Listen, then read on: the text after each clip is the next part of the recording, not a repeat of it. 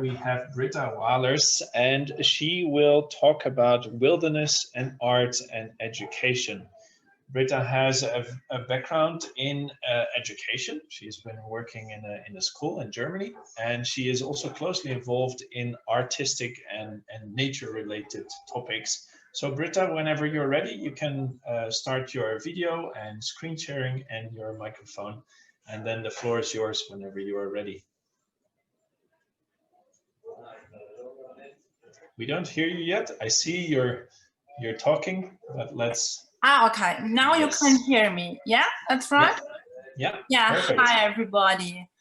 Thank you that I can be here and kind of a little bit talk about art and wilderness. And yes, I will share my screen and yes, and show you. I want to show you a quick look at art and wilderness and how can art and wilderness work together, and also what can art do to protect wilderness. So I think I will start with sharing my screen and show it.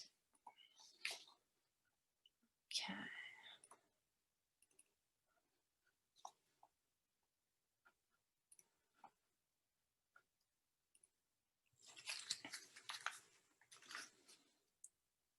So. Perfect. We can see this. Yeah. Yeah. Is it okay? And you can also hear me. Yeah. All good. Okay. I will start. My title is Longing for Wilderness, Art, Nature and Education. And I'm Britta Wahlers. I'm from Germany. I'm an artist and also a teacher for artists and media artists on different kind of school. And we have a lot of subjects because of wilderness, nature, and to protect natures in school. And also for me as an artist is a very main theme. So, and I want to show with different views I have from my side as an artist and also from the side of school and education. So I think I will start and you can listen and look a little bit.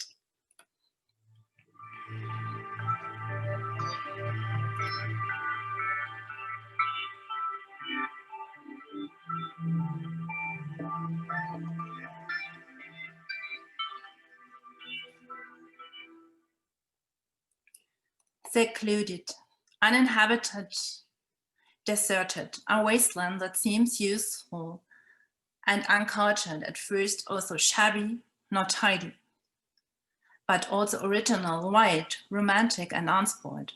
Wilderness.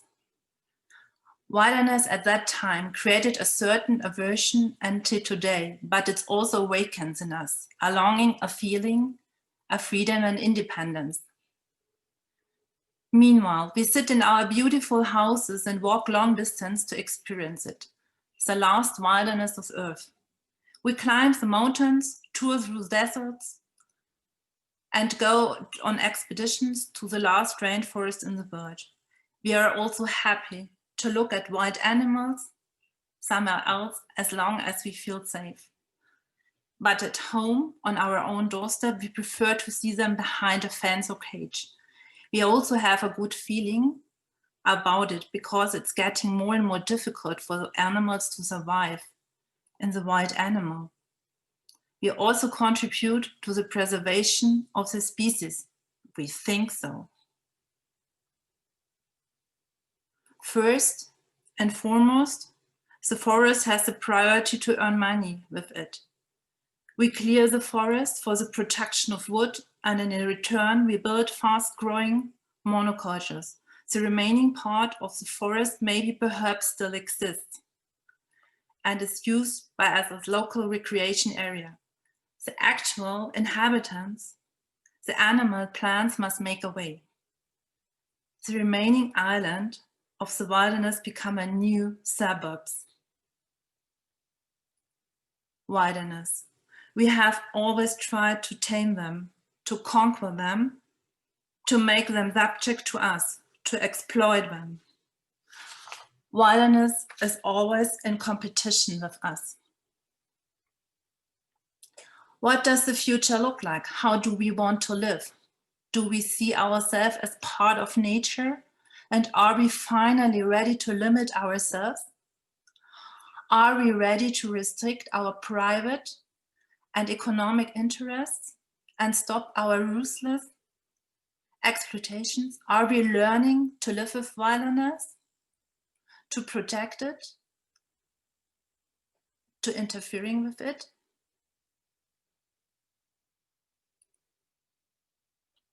What is your wilderness? What is wilderness for you?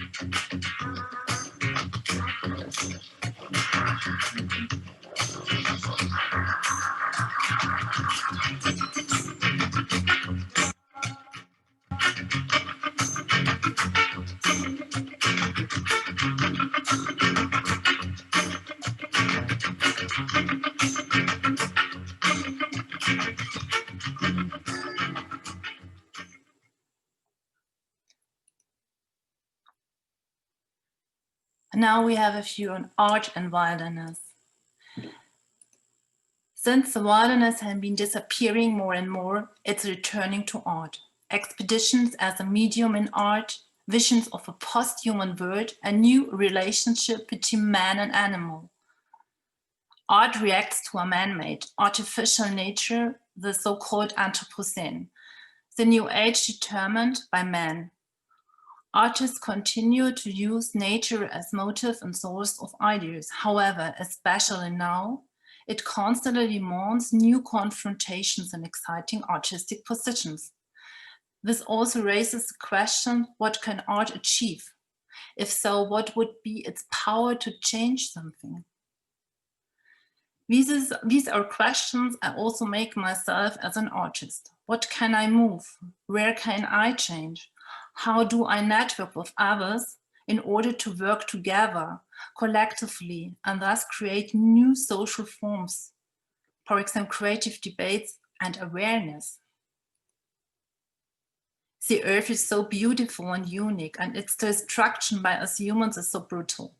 I don't want to capture what is lost, but this longing that lives in you, and at the same time, a fascination that does not let go.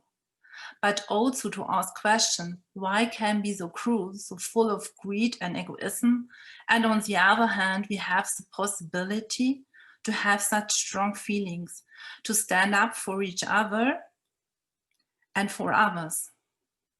But if we would only show drastic pictures, would this change the problem? I think pictures can document results and conditions, but also in art, very often many shock pictures which flood us in our time lead to a blunting disinterested or even desensitization. I will never forget the first time in my life I was allowed to meet a whale.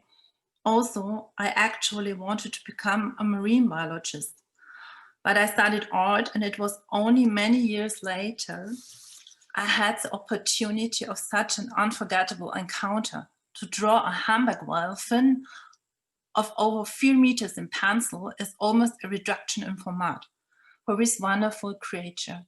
It's not only a copy of the fin itself, it is like a landscape that is drawn on an animal. The smallpox, the scales and furrows, the fissures of the fin, like a rock, like the surface of our earth. If one observes this, it's like a journey through time, which the animal takes in the course of its life, and it's reflected on its body. Just as we human beings, depending on our history, our scars and furrows are drawn in our skin.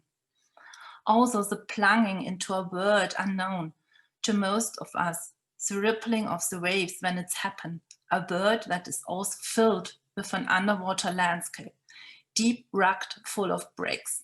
When we look, hear and feel, we feel it, the connection. The work Call of Wilderness also deals with subjects like freedom, hope, beauty, fascination, longing or destruction, but also with our fears and dreams. Much of what we are concerned with arises in our head, guided by events in our lives, images and stories that influence us more and more every day, and something fail to clarify things. A confused jumble of words and text where fragments get stuck, perhaps an image that fascinates us. It is exhausting to understand everything. We switch off more and more often, resign ourselves. Shouldn't we form our own opinion? Yes. How quickly people can be manipulated with fear. So the question is, art, what can art do? And art to combine with science, art to combine with education and collaboration. Creativity is neat. Art is very often a form of expression derived from scientific research and often stimulates new ideas for scientific studies. Instead of forming opposites, art and science are complementary, opposing, but have complementary characteristics. Art and also science ask questions to understand what is happening around us and with us and work on problem solution. We artists try to perceive ourselves and our environment precisely. We learn to see differently. In doing so, we examine and explore what we see and what occupies us. We ask questions, experiment, and thus find our own form of expression in art, just like researchers do. Collaboration between artists and researchers could not only lead to a common approach to counteracting ecological crisis, but also to finding new common creative forms of public relations and to addressing issues such as biodiversity and climate change to a wider audience. But not only a collaboration of artists and scientists, also creative collaborations in different projects, different institutions and organizations could counteract complex problems, enlighten, change and questions our trade and actions.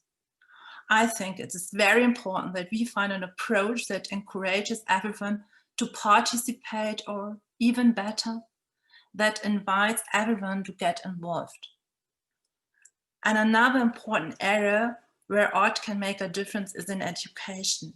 Through my work in schools, I was able to integrate topics from the protection of species or the environment into my art lessons very well.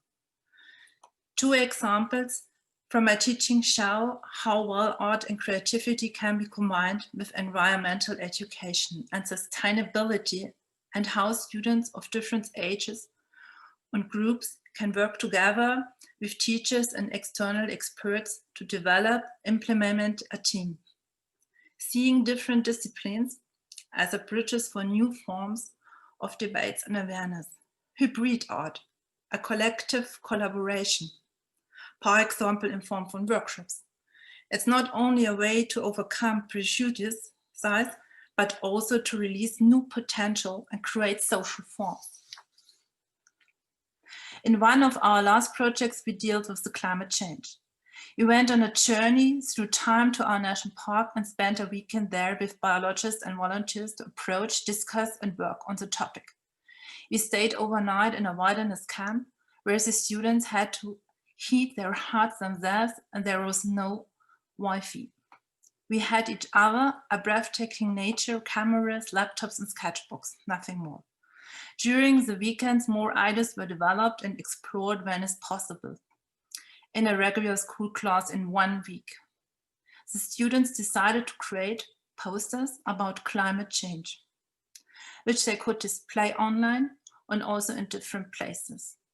At the time, they wanted to organize a climate day at the school.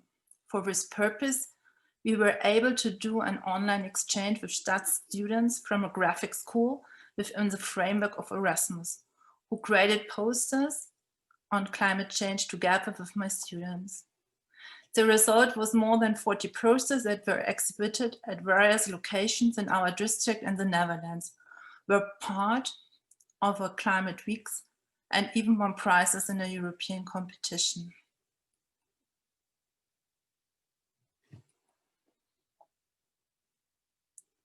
Another example, how much curiosity, commitment, and desire to grasp what is happening around us was a project with pupils about the wolf. 2 years ago, the media reported, interestingly, about the return of the wolves to Germany.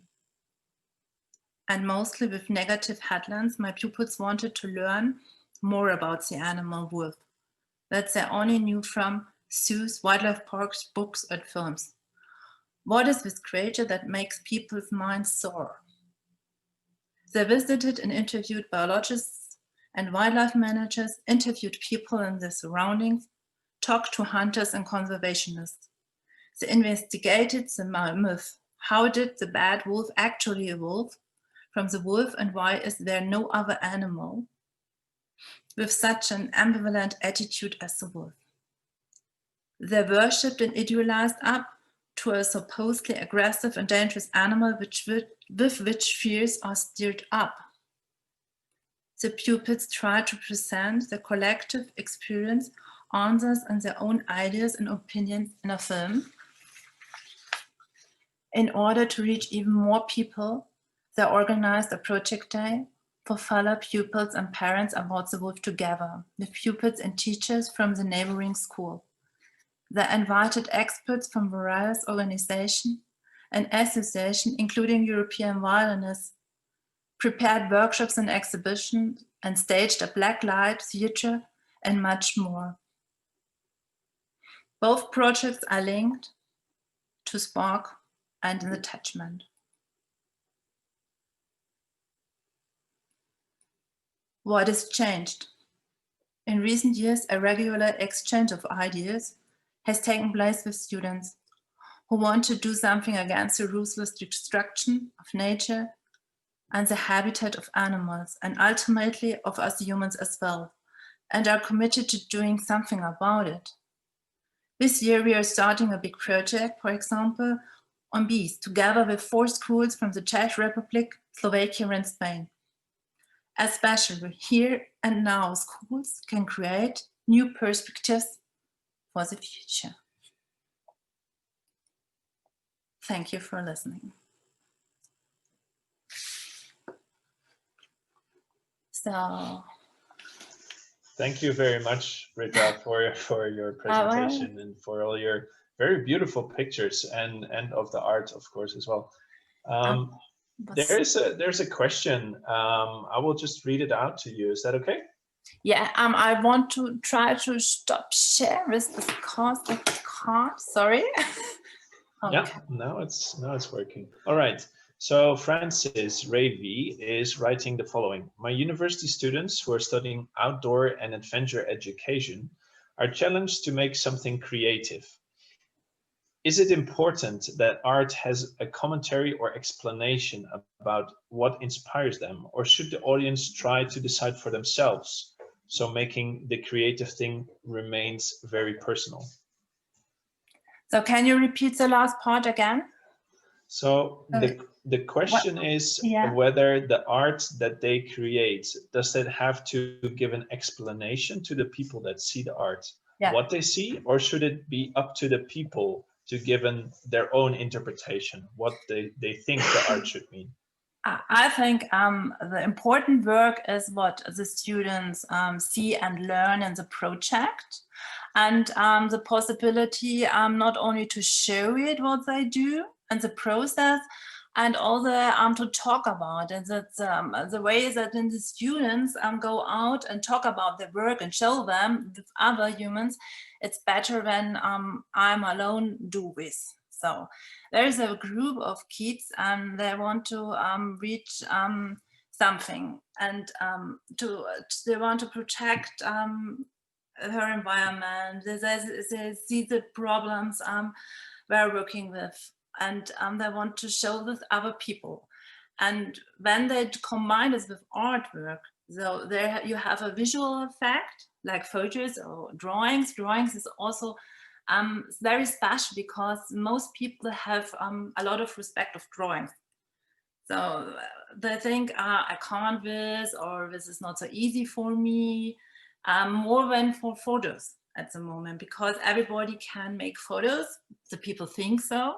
It's easy because with your handy or with a camera, it's not so difficult, but drawings or to combine photos and drawings has more effects. And yeah, I think when you work with in schools with art and combine it with to protect our nature or wilderness and things like this, you have a long spreading. So I can, it's the point is also when you do it once, okay, but when you do it more often, you have a lot of follows. So, and the people outside around our area see this and recognize this. Hey Britta, what is with your student? What is your next project? And hey, have you do you want to come or listen or something like this? Yeah. Great, thank you. So what is actually your next project? Our next project is the bees with the other 4 schools. So we have a partnership with Spain, Czechoslovakia, and Slovakia, where we work together with their students, my students, and some colleagues of me about bees. So the bees in different countries, and yeah. And my part is art and bees. Yeah, bees are of course very important. And next year we will have also together a project here in Austria about the Youth Green Conference, where we will also have some creative activities with youngsters together. Eh? You mean our project? Okay. I'm waiting for hearing some news. Yeah, exactly. Yeah, I was not sure what has happened. So, we will inform you. Yeah, great. Oh, yeah. So there's actually another question.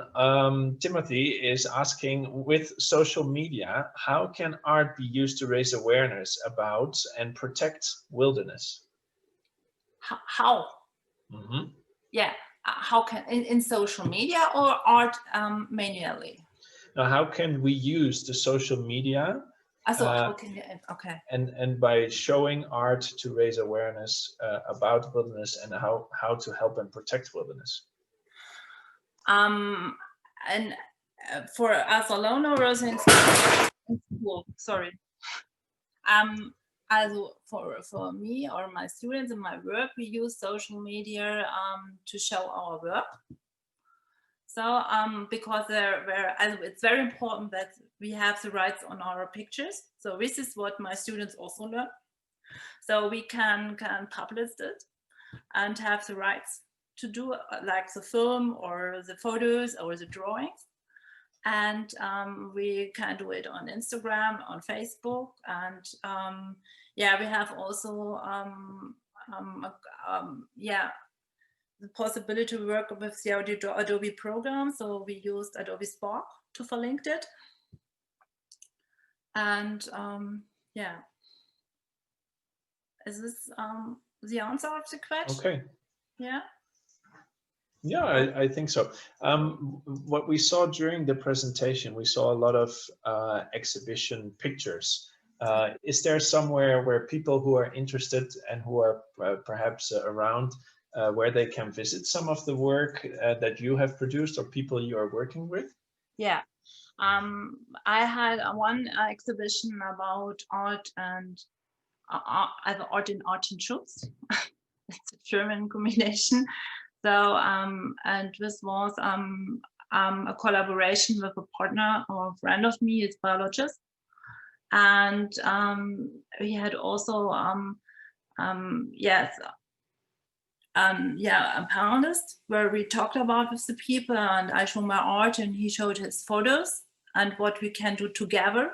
This is what I mean. It's not only the artwork, it's also the collaboration, when to invite people and to show them, to talk to people.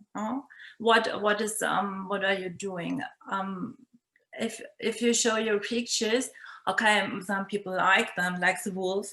So, oh wow, it's a nice drawing, but they don't understand what is really in this drawing. So it's like with all artworks, you have to talk or let the people see. But in this part, I want to show what we can do and what is important. And for me also as an artist. And yeah, and also exhibitions invites people to have a look, that you can show what you are doing and they can have a look. And it's not only for you alone. I think it's important to go into the public. For every artist, Definitely, so, and definitely. in this content sowieso. Yeah. Mm-hmm. Great. I don't see any other questions anymore. For those who would like to know more, where on the internet can they find more about your work and about your next project? Okay. I have my own homepage, but it's not with my students. This is Void Art. I can write it to you. It's not here on the page, but it's a Void Art, as a void and the art. There is my own homepage, and my work with my students depends on the press, local press, or also Facebook and Instagram, where we posted it. Yeah, with our media art group, and we had a page on Facebook, but it stopped now because it's always a discussion with the school. So we only linked it what we are doing, not the process, but our links where we had a documentation from our work. Yeah, on homepage on schools also. Great. We shared also in the chat box the link to the website so that people can click on that and visit your website if they want. Nice, thank you. All right. Yeah, and when you want to see the whole project of Taste the Waste and the Return of Wolves, there are the two links here also. Yeah. Great. Thank you very much for your presentation and for your time.